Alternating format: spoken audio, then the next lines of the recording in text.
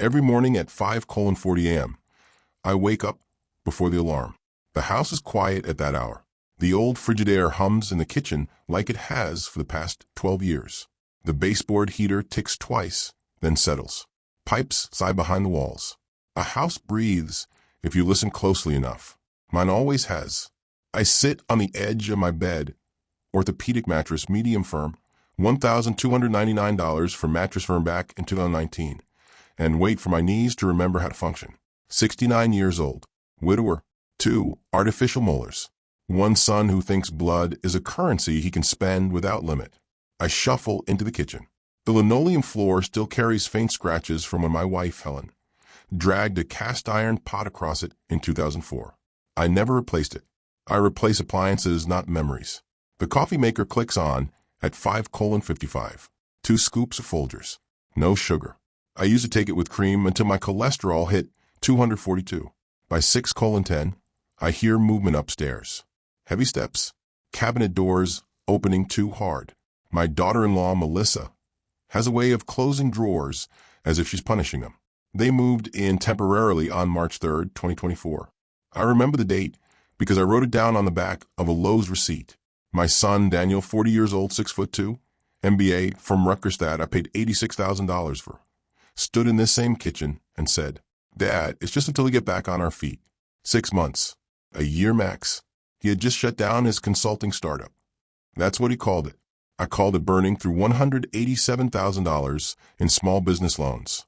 Melissa was between marketing jobs.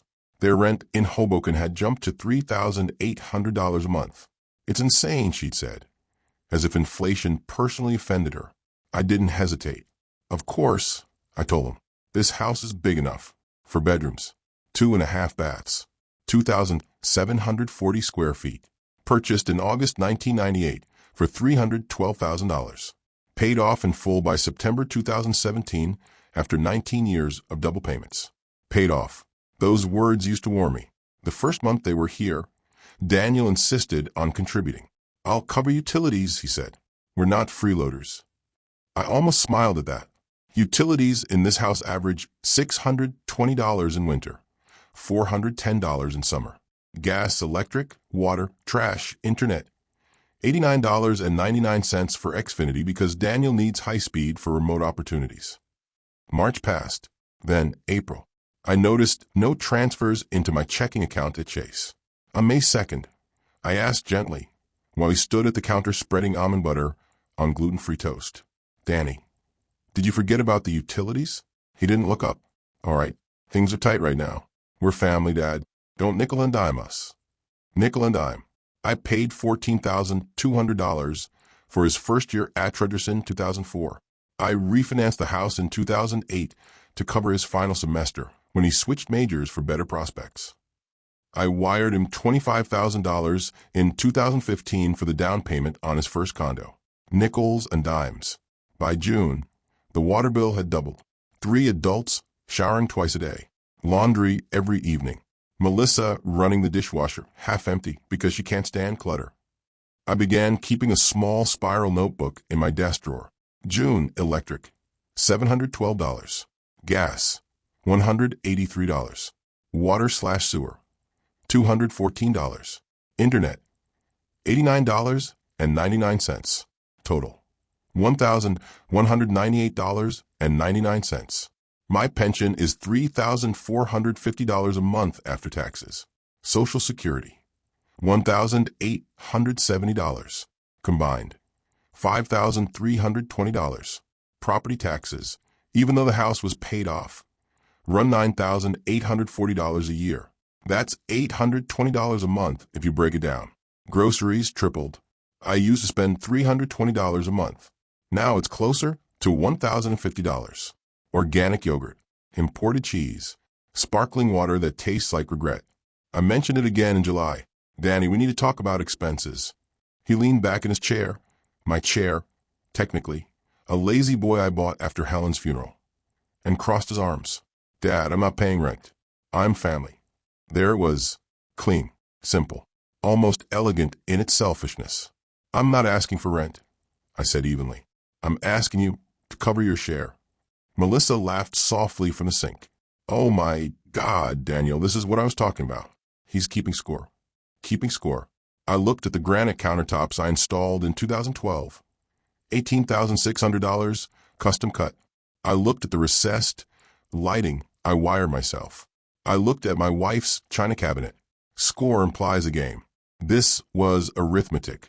In August, an envelope arrived from Wells Fargo. I don't have an account with Wells Fargo. The envelope was addressed to Daniel M. Harper at my address. Inside, a statement for a home equity line of credit. Credit limit, $150,000. Balance, $78,450.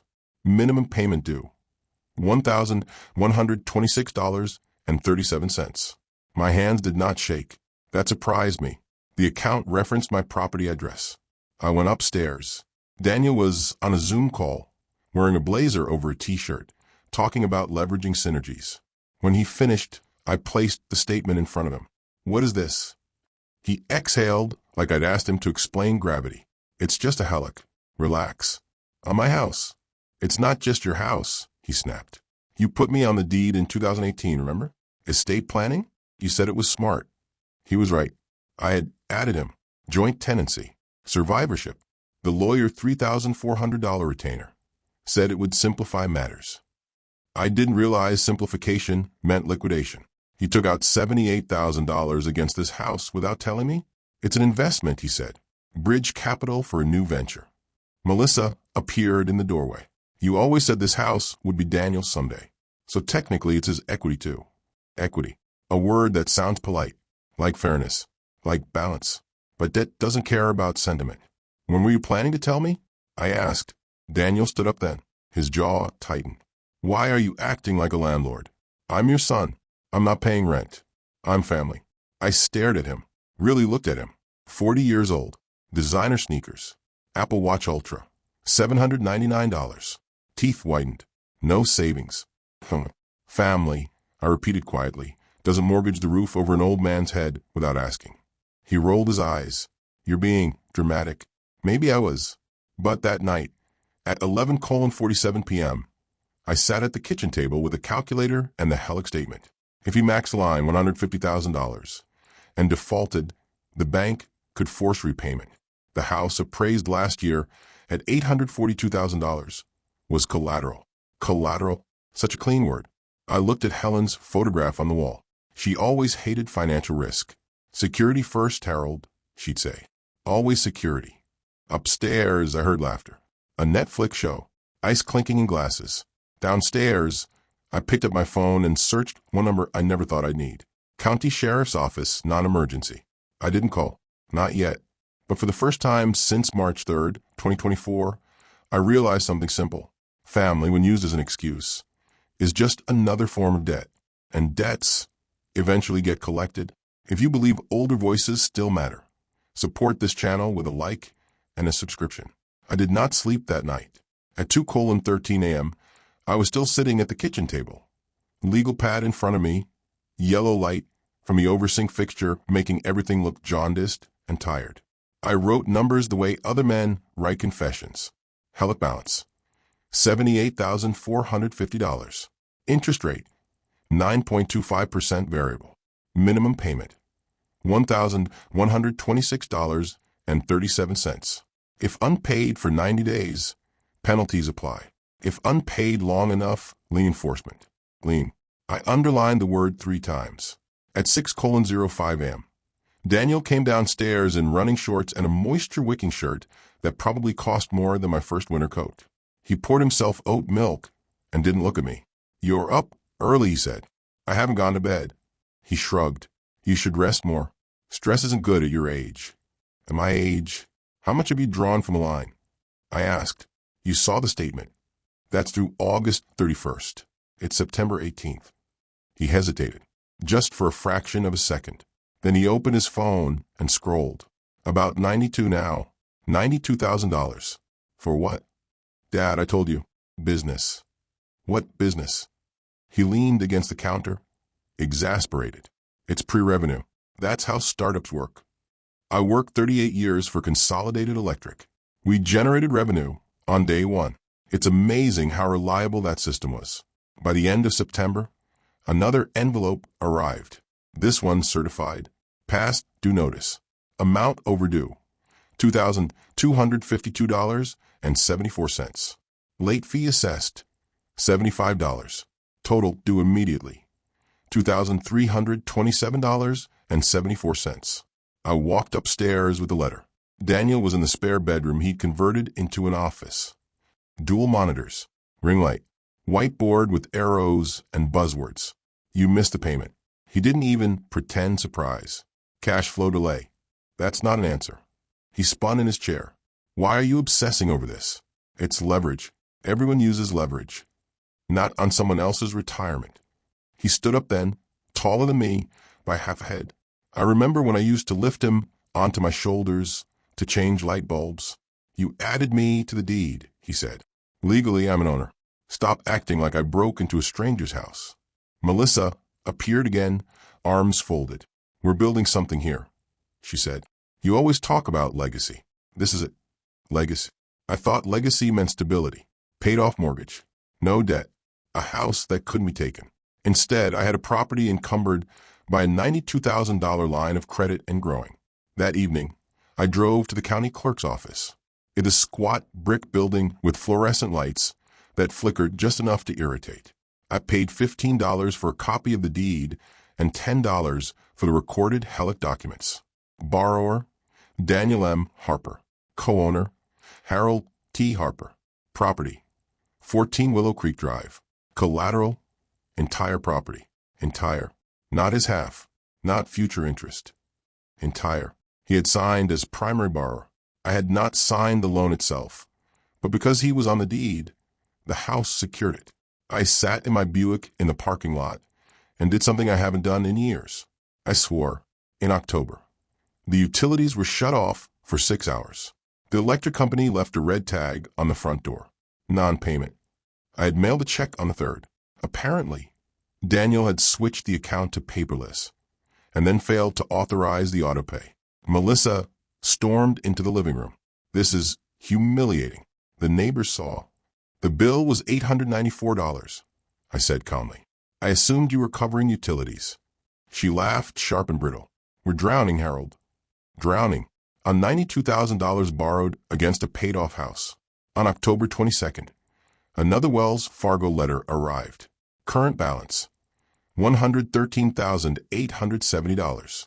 Credit available, $36,130. He had drawn nearly the entire line in 6 weeks. That night, I knocked on his office door. Is the venture profitable yet? He didn't look up. You don't understand scale.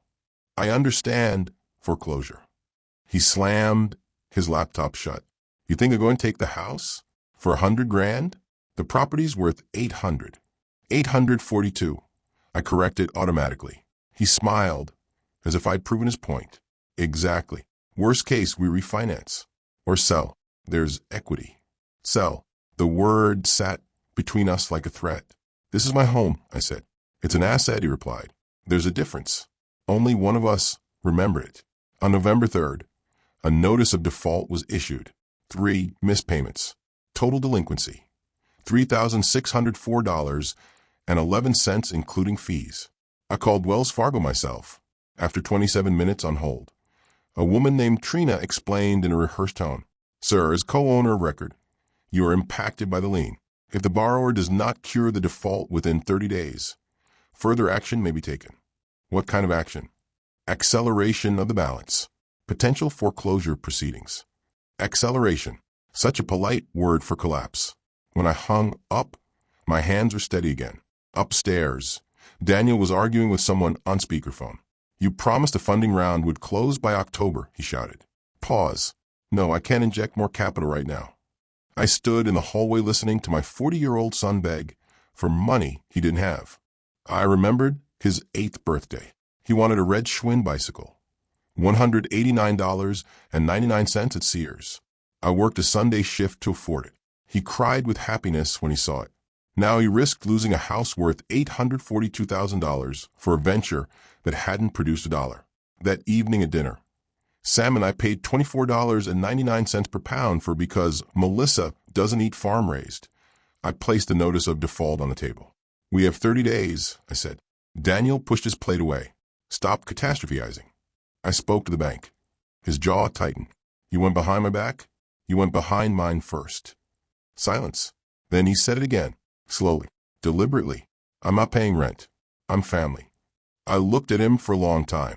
Family, I said quietly, doesn't set fire to the house and call it warmth. He stood up, so abruptly his chair scraped against the hardwood. If you can't support me, just say it. Support. I had supported him for 40 years. Tuition, $86,000. Condo down payment, $25,000. Wedding contribution, $41,500. Grad school loan I co-signed, $38,200. Total, $190,700. Not including groceries. Not including the roof over his head. Support, apparently, is infinite when it's not yours. After they went upstairs, I opened my desk drawer and pulled out the card from an attorney I met at a Rotary Club luncheon last spring. David Klein, ESQ. Real estate and asset protection. I placed it next to the sheriff's non-emergency number. Outside, November wind rattled the gutters. I cleaned myself 2 weeks earlier. Upstairs, laughter again. Another show. Another glass of ice. Downstairs, I did something small and quiet. I transferred $120,000 from my brokerage account into a separate account Daniel couldn't see.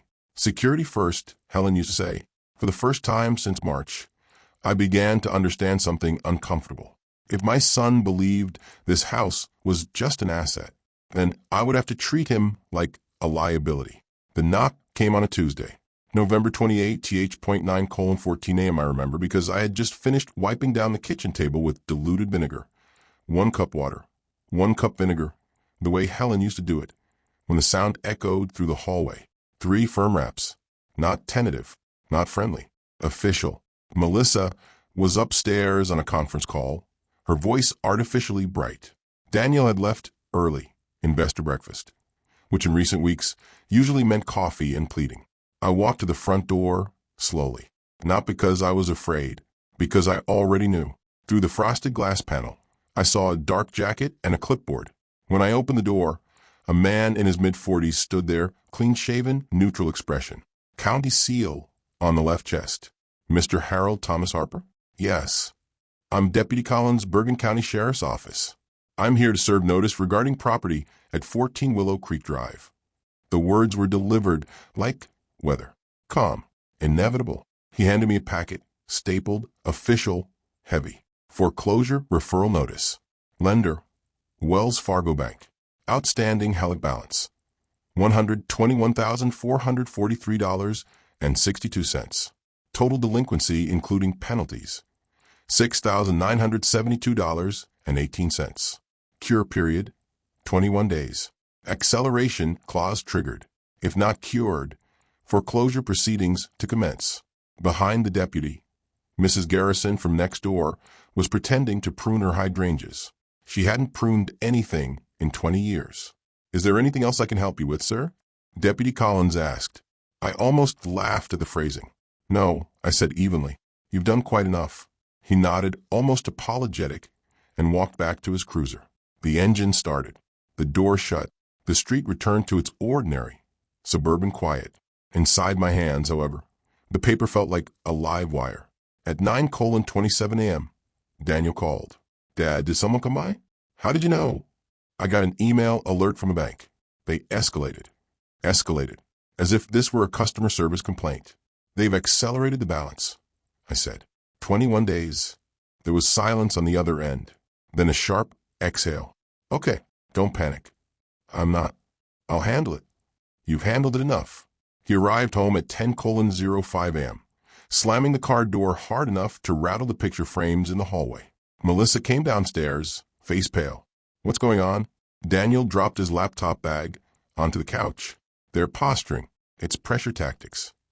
Pressure tactics? I held up the packet. This is a foreclosure referral. It's not a foreclosure yet, he snapped. Stop using dramatic words. What word would you prefer? Eviction? Auction? Mrs. Garrison's curtains twitched. Melissa folded her arms. How much do they want? $6,972 and 18 cents to cure the delinquency, I replied. Daniel rubbed his temples. That's manageable. With what?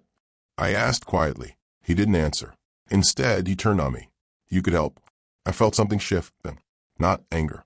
Not exactly. Clarity. I have helped. I mean now, I have $120,000 in savings, I said evenly. It represents 40 years of work. It is not venture capital. It's your house too, he shot back. Exactly. Melissa's voice rose, brittle with fear.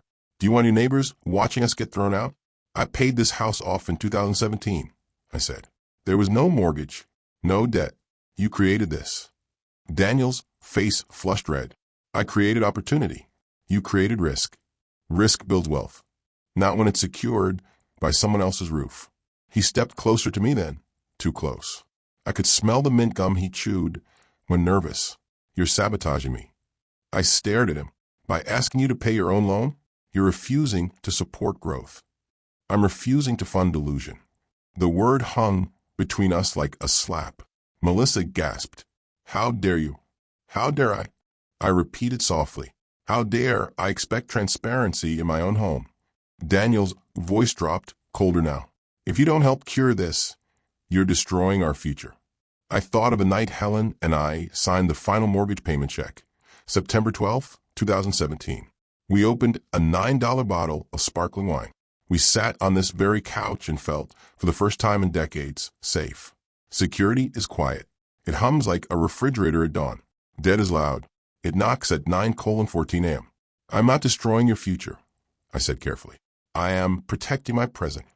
You're choosing money over family. No, I replied. You are. The argument escalated. Voices rose. At one point, Daniel shoved the foreclosure packet off the table. Papers scattered across the hardwood floor. The front door opened. Mrs. Garrison stood there without knocking. I just wanted to check if everything's all right, she said, eyes wide with manufactured concern. Melissa burst into tears. Daniel threw his hands up. This is humiliating. Humiliating. I bent down slowly, picked up the papers one by one, and stacked them neatly. Then I did something neither of them expected. I walked to the hallway table, picked up my phone, and dialed a number I had saved 2 weeks earlier. David Klein's office. This is Harold Harper. I'd like to schedule an urgent consultation regarding lien enforcement and co-owner liability. Daniel stared at me. You're calling a lawyer? I'm calling a lawyer, I said calmly, on the situation. Melissa grabbed his arm. Daniel, tell him to stop. He looked at me like I was a stranger. You'd really drag your own son into court? I met his eyes steadily. You dragged my house into debt. Silence filled the room. Even Mrs. Garrison stopped pretending. I'm not paying rent, Daniel said again. But now it sounded thinner. I'm family. I slipped the phone back into my pocket. Family, I said quietly, doesn't need a sheriff to explain boundaries. That afternoon at 3:40 p.m., I sat in David Klein's office. Leather chairs, mahogany desk, framed degrees, and laid out every document. He reviewed them carefully. Mr. Harper, he said finally, adjusting his glasses, your son exposed the entire property to risk. However, there may be remedies, including petition action or forced buyout. And if default continues, you can cure and seek reimbursement legally. How long will that take? Months, he said. Possibly longer. I nodded. And, he added, if your son is unwilling to contribute to household expenses, you may initiate formal notice regarding occupancy. Eviction. I asked. Legal removal of a co-occupant without lease, he corrected gently. Such polite language for necessary brutality. When I returned home, the house was quiet. Too quiet. Upstairs, doors were closed. In the kitchen, the salmon from the night before sat half-eaten in the refrigerator. I poured myself a glass of water and stood by the window. Across the street, a moving truck idled at another house. Life goes on, I thought. People move in. People move out. Debt moves faster. That evening, Daniel avoided me. Melissa packed something in boxes upstairs. I couldn't tell what. At 8:12 p.m., my phone buzzed. Wells Fargo. Final notice before legal filing. I set the phone down. Upstairs, I heard Daniel say, voice tight with anger, he's bluffing. No, I wasn't. For the first time since my son said, I'm not paying rent, I'm family. I understood something fully. If he wanted to treat this house like leverage, I would treat him like a tenant. And tenants, when they refuse to pay, get served. The certified letter went out on December 2nd at 10:18 a.m. I remember the time because the clerk at the post office stamped the receipt with mechanical precision and slid it back to me. Without looking up, outside, the sky was the color of unpolished steel, and Christmas decorations were already blinking along Willow Creek Drive as if nothing in the world ever truly went wrong. Inside the envelope was a 3-page document drafted by David Klein. Formal notice of occupancy terms and demand for contribution. It was calm, legal, surgical. Effective immediately, Daniel M. Harper was required to contribute $1,600 per month toward household expenses, utilities, property tax allocation, maintenance. Immediate reimbursement of $3,604.11 to cure the Hellick delinquency. Written plan for repayment of $121,443.62 outstanding balance within 30 days. Failure to comply would result in formal action. Petition filing and occupancy removal proceedings. No shouting, no emotion, just ink. When I handed the envelope to Daniel that evening, he didn't open it right away. "What's this?" he asked, already knowing. "Clarity," I replied. Melissa stood at the island, scrolling on her phone, pretending indifference. He tore it open, scanned the first paragraph, and let out a short, humorless laugh. "You're actually doing this." "I am." "You're threatening your own son." "I am defining terms." His face darkened. "This is insane." "No," I said quietly. "This is overdue." Melissa finally looked up. "Harold, this is hostile." "No," I said again. "Taking out a 6-figure loan against someone's home without consent is hostile." Daniel slapped the paper against the granite countertop. "I told you it's an investment. It is now a delinquency." "You have the money to cure it," he shouted. "Yes." "Then why won't you?" "Because curing it would teach you nothing," I thought. Instead, I said, "Because if I pay it, you'll do it again." Silence fell heavy between us. The Christmas lights outside blinked red, then green, then red again. Daniel leaned forward, both palms flat on the counter. "I'm not paying rent," he said, slower now, as if explaining something obvious to a child. "I'm family." I felt something inside me settle. "Then act like it." He stared at me. Melissa scoffed. "This is elder paranoia." "My God." "Paranoia doesn't generate certified mail," I replied. Upstairs, a door slammed. That night, Daniel transferred $2,000 into the Wells Fargo account. Partial cure. 2 days later, the bank confirmed receipt, but also noted remaining delinquency of $4,972.18. He had bought time, not resolution.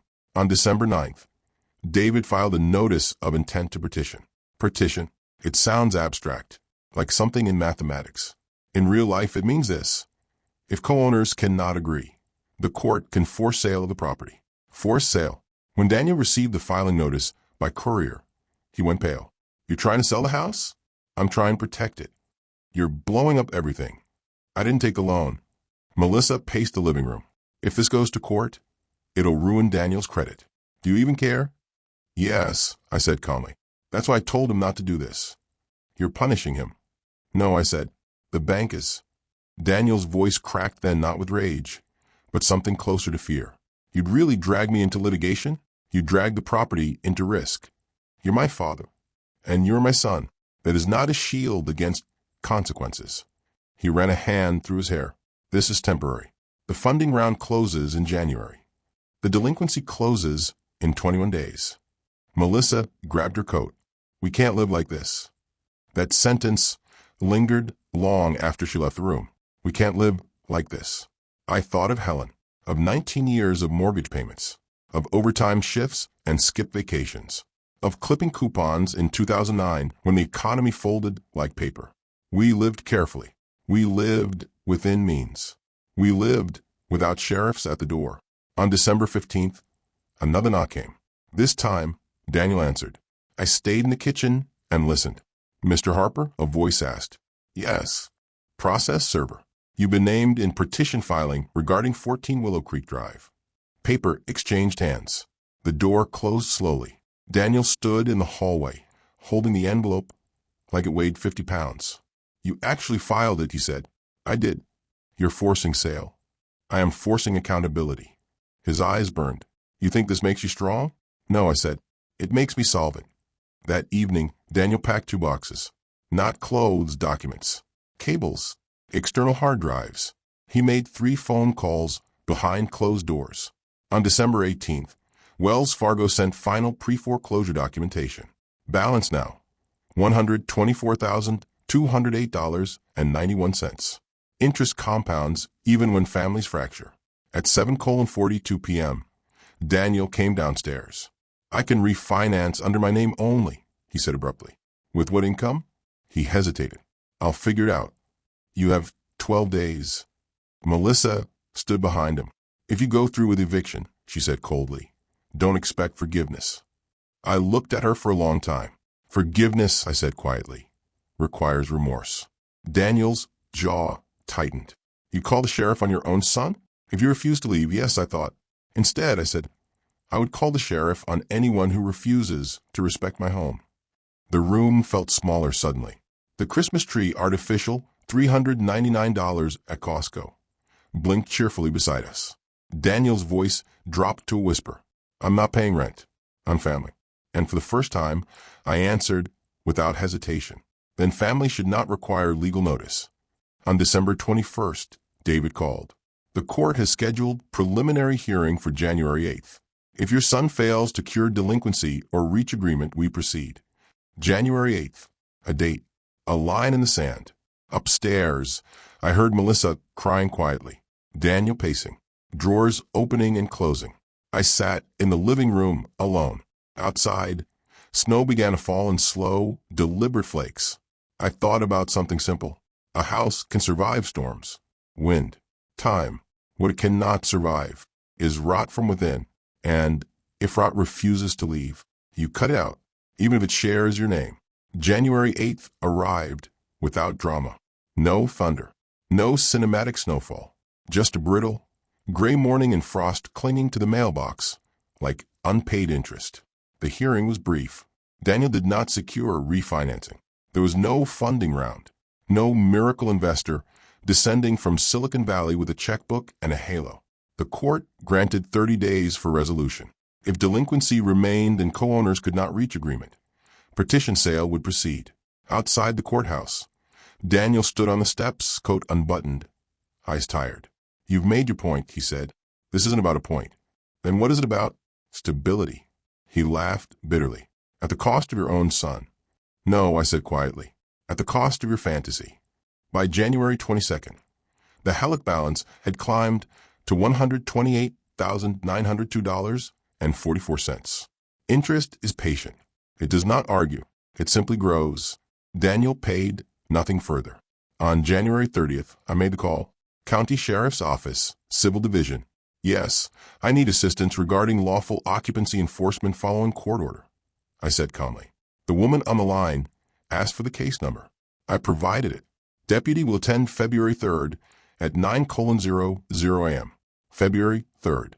The house felt different after that. Quieter, heavier. Melissa stopped speaking to me entirely. Daniel moved through the rooms like a tenant already half evicted, slamming drawers, leaving lights on, resentment trailing behind him like smoke. On February 2nd, I placed a simple folder on the kitchen table. Inside, copy of deed, court order, notice of occupancy termination, accounting summary of all contributions made on Daniel's behalf since 2004. Tuition, $86,000. Grad cosign payoff, $38,200. Condo assistance, $25,000. Wedding contribution, $41,500. Total documented lifetime support, $190,700. Not adjusted for inflation. I didn't do it for leverage. I did it for memory. At 8:57 a.m. on February 3rd, I stood in the foyer.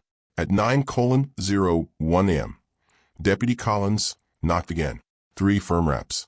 History repeating itself. But this time I was ready. Daniel opened the door. "You've got to be kidding me," he said. Deputy Collins' expression did not change. "Mr. Daniel Harper, Pursuant to Bergen County Civil Order 24 to 1187, you are required to vacate the premises within 48 hours unless financial resolution is provided. Melissa appeared behind him, face flushed. This is insane. We live here. The deputy nodded politely. You may collect personal belongings. Property ownership dispute will proceed separately. Daniel turned to me. You actually did it? Yes. You called the sheriff? Yes. For money. For boundaries. I'm not paying rent, he said again, but now it sounded fragile. I'm family. Deputy Collins glanced between us, uncomfortable but professional. Sir, he said carefully, family status does not override court order. There it was. Simple. Official. Final. Family status does not override court order. Melissa began crying loudly. You're going to regret this when you're alone. I looked at her steadily. I have been alone before. Daniel's shoulders sagged. For God's sake, Dad, where are we supposed to go? You had $128,000 in capital, I said evenly. I assume some of it remains. His silence answered me. Over the next 2 days, boxes filled the living room. Clothes, electronics, the espresso machine Melissa insisted on bringing when they moved in, the $2,400 sectional sofa they bought for comfort with borrowed money. On February 5th at 4:17 p.m., Daniel carried the last box to his car. Snow melt dripped from the gutters. He paused before getting in. You've destroyed us. No, I said calmly. I stopped you from destroying this house. He shook his head. I hope it was worth it. I looked at 14 Willow Creek Drive, the brick, the windows, the porch light Helen chose. Yes, I said. Melissa slammed the passenger door. The car pulled away. No dramatic music. No shouting. Just tires on wet asphalt. Inside, the house was quiet again. At 6:12 p.m., I sat in the living room and listened to the refrigerator hum. The helic remained. But now I had control. On February 12th, I withdrew $130,000 from my brokerage account and paid off the line in full. Not to rescue him, to rescue the house. David initiated reimbursement claim against Daniel for full balance plus legal fees. $137,884.73 total. Whether I see that money again is uncertain, but certainty is not always the point. 3 weeks later, I received a letter from Wells Fargo. Lien released. Account closed. Balance $0. Zero. Such a beautiful number. Mrs. Garrison knocked that afternoon. I saw the moving truck, she said carefully. Yes. Everything all right? I considered the question. Yes, I said finally. Everything is secure. That evening, I sat at the kitchen table with a glass of modest $12 Cabernet. I looked at Helen's photograph. I kept it safe, I told her. Not the money, not pride, the house. Family is not an exemption from responsibility. It is not a coupon code for other people's labor. It is not a shield against consequences. Daniel believed blood made him untouchable. The sheriff disagreed. And in the end, so did I.